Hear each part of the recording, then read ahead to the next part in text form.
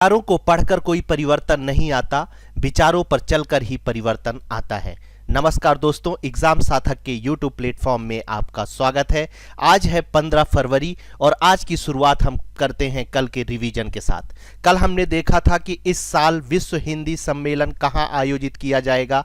इसका सही आंसर हमने फिजी बताया था। विश्व हिंदी सम्मेलन आपके लिए बहुत ही महत्वपूर्ण हो जाता है। इसका प्रथम सम्मेलन कहां पर हुआ था, इससे पहले सम्मेलन कहां पर हुआ था, ये सारी चीजें हमने कल के वीडियो में बहुत अच्छे तरीके से आपको बताई हैं। ठीक है, इस तरह के सम्मेलन, जैसे नेक्स्ट क्वेश्चन को देख लेते हैं कि राष्ट्रीय संस्कृत महोत्सव 2023 कहां शुरू हुआ। इसका सही आंसर है मुंबई।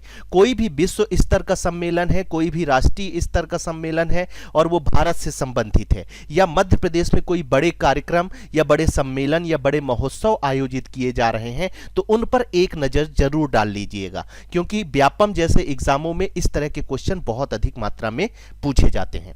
चलिए आगे बढ़ते हैं और नेक्स्ट क्वेश्चन देखते हैं कि एशिया के सबसे बड़े एरो इंडिया शो 2023 का उद्घाटन पीएम मोदी ने कहां पर किया है। तो इसका सही आंसर है बेंगलोर। आगे बढ़ते हैं, राष्ट्रीय महिला दिवस कब मनाया जाता है। आप जब कोई भी क्वेश्चन पेपर देखते होंगे तो एक या दो क्वेश्चन दिवस से जरूर पूछे जाते हैं, इसलिए ये आपके लिए महत्वपूर्ण हो जाता है। तो 13 फरवरी को मनाया जाता है और विश्व महिला दिवस 8 मार्च को मनाया जाता है। ये भी हमने कल आपको बताया था।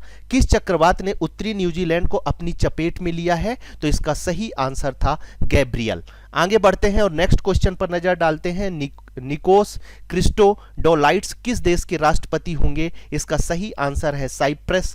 दिल्ली मुंबई एक्सप्रेसवे का उद्घाटन पीएम मोदी ने कहां किया है। तो इसका सही आंसर है राजस्थान में। आगे बढ़ते हैं, विश्व रेडियो दिवस कब मनाते हैं। तो 13 फरवरी को विश्व रेडियो दिवस मनाते हैं, वैलेंटाइन डे के पहले, याद रखिएगा। ठीक है, विश्व राष्ट्रीय सुरक्षा गार्ड और US special operations force SOF ने किस संयुक्त अभ्यास की शुरुआत की है। तो तर्कस की शुरुआत की है।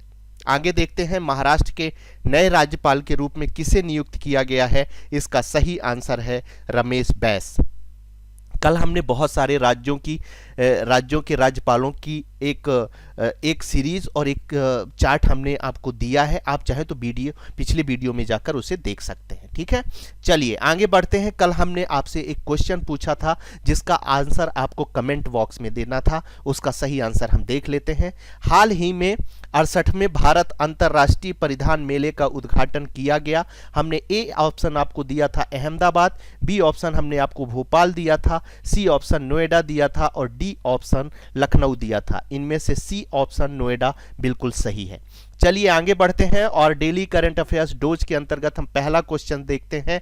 हाल ही में किसे यूनेस्को शांति पुरस्कार से सम्मानित किया गया है। याद रखिएगा, यूनेस्को शांति पुरस्कार है ये। ठीक है, एंजेला मर्केल को, थेरेसा मेया को, नतालिया घेरमन को, जेसिंडा अर्दन को। ठीक है, इसका सही आंसर है ए एंजेला मार्केल। इनके बारे में कुछ जानकारी हम आपको दे देते हैं। यूनेस्को शांति पुरस्कार का पूरा नाम फिलिक्स हॉफयट-बोगनी शांति पुरस्कार है। हो सकता है कि आपको दे दे फिलिक्स हॉफयट-बोगनी शांति पुरस्कार संबंधित है। ठीक है, यूनेस्को के शांति पुरस्कार, उसमें एक ऑप्शन रहेगा जिसे आपको सही टिक करना होगा। जूरी ने यह पुरस्कार 2015 में मार्केल द्वारा अपने देश को शरणार्थियों के लिए दरवाजे खोलने का जो साहसी निर्णय लिया था, उसी से प्रभावित होकर एंजेला मार्केल को यह पुरस्कार दिया गया है। 1991 में नेल्सन मंडेला साहब को, फ्रेडरिक विलियम डी क्लर्क को दक्षिण अफ्रीका में रंग भेद को समाप्त करने के उनके प्रयासों के लिए यह पुरस्कार इनको मिल चुका है। अब कुछ जानकारी प्राप्त कर लेते हैं हम फिलिक्स हॉफयट-बोगनी शांति पुरस्कार के बारे में। शांति पुरस्कार का नाम आइवरी कोस्ट के पहले राष्ट्रपति के नाम पर रखा गया है। यह आपको याद रखना है। 1991 से यह पुरस्कार प्रति वर्ष संगठनों या लोगों को दिया जाता रहा है। ठीक है, चलिए आगे बढ़ते हैं, नेक्स्ट क्वेश्चन पर नजर डालते हैं। 3 दिवसीय डिजिटल इकोनॉमिक वर्किंग ग्रुप की बैठक कहां शुरू हुई है। हमारे ऑप्शन है ए हैदराबाद, बी ऑप्शन है बेंगलुरु, सी ऑप्शन है लखनऊ और डी ऑप्शन है नई दिल्ली। यहां मैं आपसे एक रिक्वेस्ट करना चाहूंगा कि जब मैं ऑप्शन बोला करूं तो आप मन में सही आंसर करने की कोशिश करिए। इससे क्या होगा कि आपकी प्रैक्टिस होगी और एग्जाम टाइम पे यदि इससे रिलेटेड कोई भी बात पूछी जाएगी तो आप उस पर सही टिक कर पाएंगे। चलिए आगे बढ़ते हैं। इसका सही आंसर है Lucknow. Digital economic working group की बैठक 13 फरवरी से 15 फरवरी 2023 तक आयोजित की जाएगी। बैठक में उत्तर प्रदेश राज्य की डिजिटल पहलों को भी प्रदर्शित किया जाएगा।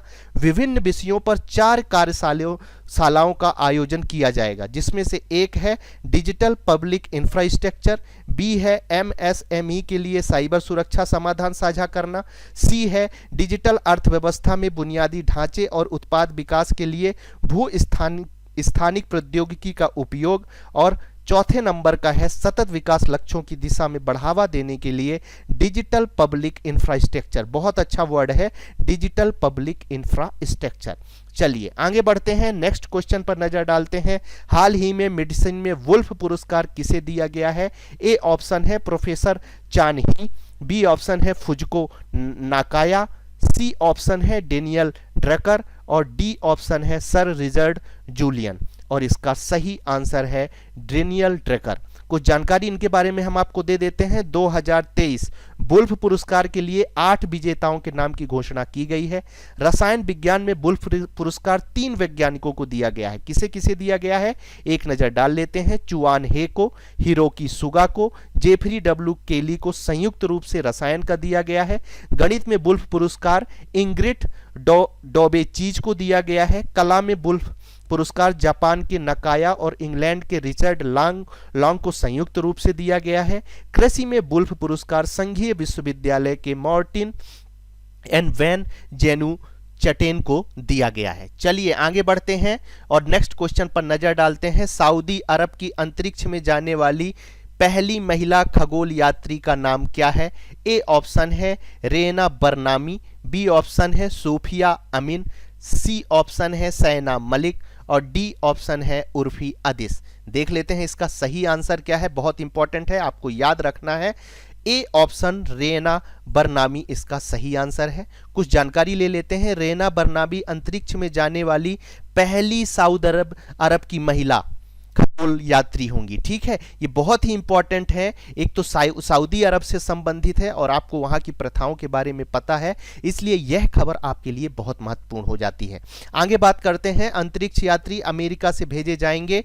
AX-2 अंतरिक्ष मिशन के चालक दल में शामिल होंगे, यह भी आपको याद रखना है। AX-2 2019 में संयुक्त अरब अमीरात खगोल यात्री को अंतरिक्ष में भेजने वाला पहला अरब देश बना है। यह बहुत ही इंपॉर्टेंट न्यूज है, आपको याद रखनी है। सऊदी अरब ने खगोल यात्री को अंतरिक्ष में भेजने के लिए 2022 में एक अंतरिक्ष कार्यक्रम शुरू किया था। चलिए आगे बढ़ते हैं, नेक्स्ट क्वेश्चन देखते हैं। किस देश की सरकार द्वारा एकुशे पदक पुरस्कार दिए जाते हैं? इंपॉर्टेंट क्वेश्चन है। ए श्रीलंका द्वारा, बी बांग्लादेश द्वारा, सी म्यांमार द्वारा और डी है नेपाल। और इसका सही आंसर है बी बांग्लादेश। ठीक है, बांग्लादेश सरकार ने देश के दूसरे सर्वोच्च नागरिक पुरस्कार एकुशे पदक, आपको याद रखना है कि एकुशे पदक किस देश से संबंधित है? तो बांग्लादेश से संबंधित है। यह पुरस्कार भाषा आंदोलन श्रेणी के तहत 3 व्यक्तियों को प्रदान किया जाएगा। विद्यानंदो फाउंडेशन को समाज सेवा श्रेणी में एकुशे पुरस्कार 2023 के लिए चुना गया है। विद्यानंदो फाउंडेशन को समाज श्रेणी में यह दिया जा रहा है। नवाज अली को शिल्प कला के लिए यह पुरस्कार मिलेगा। आगे देखते हैं डेली करंट अफेयर्स डोज के अंतर्गत नेक्स्ट क्वेश्चन क्या है? बांग्लादेश के 22वें राष्ट्रपति कौन बनेंगे? एक बात याद रखिएगा, हमारे जितने भी पड़ोसी देश हैं उनके कम से कम राष्ट्र प्रमुख के, वो या राष्ट्र प्रमुख प्रधानमंत्री हो या राष्ट्रपति हो, उनके नाम आपको जरूर पता होना चाहिए। ठीक है, चलिए आगे बढ़ते हैं। पहला ऑप्शन है हमारा जिया उर रहमान, बी ऑप्शन है हमारा अब्दुल सत्तार, सी सी ऑप्शन है मोहम्मद आयासुद्दीन चौधरी और डी ऑप्शन है मोहम्मद शहाबुद्दीन और इसका सही आंसर है डी मोहम्मद शहाबुद्दीन। मोहम्मद शहाबुद्दीन चुप्पू को अवामी लीग द्वारा बांग्लादेश के अगले राष्ट्रपति के रूप में नामित किया गया है। वो निर्विरोध चुने जाएंगे और राष्ट्रपति मोहम्मद अब्दुल हामिद की जगह लेंगे। बांग्लादेश के राष्ट्रपति के बारे में कुछ जानकारी हम आपको दे देते हैं। वह बांग्लादेश राज्य के प्रमुख बांग्लादेश सशस्त्र बलों के प्रमुख कमांडर हैं। संसद में अप्रत्यक्ष मतदान द्वारा राष्ट्रपति का चुनाव किया जाता है। इनका कार्यकाल 5 साल की अवधि का होता है। वह संविधान के अनुसार 2 कार्यकाल से अधिक पद पर नहीं रह सकते। ये आपको याद रखना है, जबकि हमारे भारत देश में ऐसी कोई पाबंदी नहीं रखी गई है। चलिए आगे बढ़ते हैं, नेक्स्ट क्वेश्चन पर नजर डालते हैं। राष्ट्रपति ने कहा भारतीय चावल कांग्रेस के दूसरे संस्करण का उद्घाटन किया है। सबसे महत्वपूर्ण यह हो जाता है कि भारतीय चावल कांग्रेस, ठीक है, ऊपर से ये कौन सा है, दूसरा संस्करण है। देख लेते हैं कहां पर है। ए कटक ऑप्शन है, बी चेन्नई है, सी विजयवाड़ा है और डी है बिलासपुर और इसका सही आंसर है ए कटक। पहली बात तो आपको याद रखना है कि राष्ट्रीय चावल अनुसंधान संस्थान ये कहां पर स्थित है, तो ये भी कटक में स्थित है। ये क्वेश्चन आपसे पूछा जा सकता है। उसके बाद भारतीय चावल कांग्रेस 2023 का उद्घाटन श्रीमती द्रौपदी मुर्मू द्वारा किया गया है। भारत चावल का दूसरा सबसे बड़ा उत्पादक है। ये भी क्वेश्चन पूछा जा सकता है, कौन सा, दूसरा सबसे बड़ा उत्पादक है। और चावल का सबसे बड़ा निर्यातक कौन सा देश है, यदि आपसे पूछा जाता है तो उसमें भी भारत का नाम आता है। भारत में चावल की खेती के बारे में कुछ जानकारी हम आपको दे देते हैं। यह मुख्य रूप से खरीफ की फसल है और इसे दक्षिण पश्चिमी मानसून की शुरुआत के बाद बोया जाता है। पश्चिम बंगाल भारत का सर्वाधिक चावल उत्पादक राज्य है। यह भी आपसे क्वेश्चन पूछा जा सकता है, इसलिए आपको याद रखना है। बासमती चावल, जैस्मीन चावल, मोगरा चावल, काला चावल आदि भारत में चावल की प्रमुख किस्में हैं। कभी कभी पूछ लेता है, जैस्मीन आपको दे देगा और उसमें ऑप्शन दे देगा चावल, दाल, गेहूं, मक्का इत्यादि, ठीक है। तो आपको याद रखना है कि जैस्मीन जो है वो चावल का एक किस्म है। चावल के पोषण मूल्य को बढ़ाने के लिए उसका बायो फोर्टिफिकेशन शुरू किया गया है, ठीक है। चलिए आगे बढ़ते हैं। डेली करंट अफेयर्स डोज के अंतर्गत नेक्स्ट क्वेश्चन देख लेते हैं। खेलो इंडिया यूथ गेम्स 2023 में सबसे ज्यादा मेडल किस राज्य ने जीते हैं, और इसमें ये इसलिए भी इंपॉर्टेंट हो जाता है क्योंकि ये मध्य प्रदेश में आयोजित किया जा रहा है, ठीक है। ए ऑप्शन है महाराष्ट्र, बी ऑप्शन है हरियाणा, सी ऑप्शन है मध्य प्रदेश और डी ऑप्शन है राजस्थान और इसका सही आंसर है ए महाराष्ट्र। महाराष्ट्र ने कुल 56 स्वर्ण पदक जीते हैं, 55 रजत जीते हैं और 50 कांस्य सहित कुल 161 पदों के साथ पहले स्थान पर है। आपको याद रखना है, महाराष्ट्र ने 56 स्वर्ण, 55 रजत और 50 कांस्य पदक जीते हैं। मध्य प्रदेश ने 39 स्वर्ण सहित कुल 96 पदकों के साथ तीसरे स्थान पर है। बहुत ही इंपॉर्टेंट है, मध्य प्रदेश खेलो इंडिया यूथ गेम्स में कौन से स्थान पर है, तो तीसरे स्थान पर है और पहले स्थान पर महाराष्ट्र है। ये आपको याद रखना है। खेलो इंडिया यूथ गेम्स के दौरान 25 राष्ट्रीय रिकॉर्ड टूटे हैं, भारोत्तोलन में 19 रिकॉर्ड टूटे हैं। खेलो इंडिया यूथ गेम्स के दौरान 25 राष्ट्रीय रिकॉर्ड टूटे हैं, भारोत्तोलन में 19 रिकॉर्ड। ये रिपीट हो गया, इसके लिए सॉरी। चलिए आगे बढ़ते हैं और नेक्स्ट क्वेश्चन पर नजर डालते हैं। किस किस आईआईटी के छात्रों ने global best M government award जीता है। ए ऑप्शन है आईआईटी दिल्ली, बी ऑप्शन है आईआईटी रुड़की, सी ऑप्शन है आईआईटी इंदौर और डी ऑप्शन है आईआईटी मुंबई और इसका सही आंसर है आईआईटी इंदौर। मिस्र के राष्ट्रपति अब्देल फतेह अल सीसी ने आईआईटी इंदौर के नियत टोटला और नील कपेश कुमार पारिक को global best M government award प्रदान किया है। छात्रों ने दुबई में वर्ल्ड गवर्नमेंट समिट 2023 में स्वर्ण पदक जीतकर AED 1 मिलियन जीता है। इन छात्रों ने ब्लॉक बिल ऐप बनाया है। ब्लॉक बिल एक ब्लॉकचेन आधारित रसीद जनरेशन ऐप है जो उपयोगकर्ताओं के सभी लेनदेन के लिए डिजिटल रसीदें बनाता है। चलिए आगे बढ़ते हैं, नेक्स्ट क्वेश्चन पर नजर डालते हैं। G20 कृषि कार्यकारी समूह की पहली बैठक कहाँ आयोजित की गई है। ए ऑप्शन है इंदौर, बी ऑप्शन है भोपाल, सी ऑप्शन है सांची और डी ऑप्शन है खजुराहो और इसका सही आंसर है ए इंदौर। इंदौर में G20 कृषि कार्यकारी समूह की पहली बैठक समाप्त समाप्त हो गई है। बैठक में MIIRA का ड्राफ्ट चार्टर तैयार किया गया है।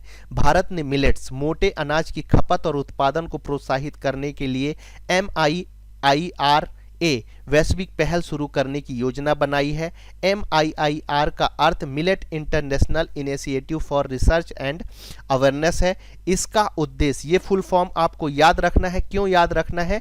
क्योंकि ये अभी कुछ दिन पहले इंदौर में आयोजित किया गया है। मध्य प्रदेश के हिसाब से ये आपके लिए महत्वपूर्ण हो जाता है। इसका उद्देश्य अंतर्राष्ट्रीय स्तर पर मिलेट अनुसंधान कार्यक्रमों का समन्वय करना है और इसका उद्देश्य, ठीक है, हमने आपको बता दिया है। चलिए आगे बढ़ते हैं और आज के सवाल पर एक नज़र डाल लेते हैं और आपसे रिक्वेस्ट करते हैं कि इसका आंसर आप कमेंट बॉक्स में दें।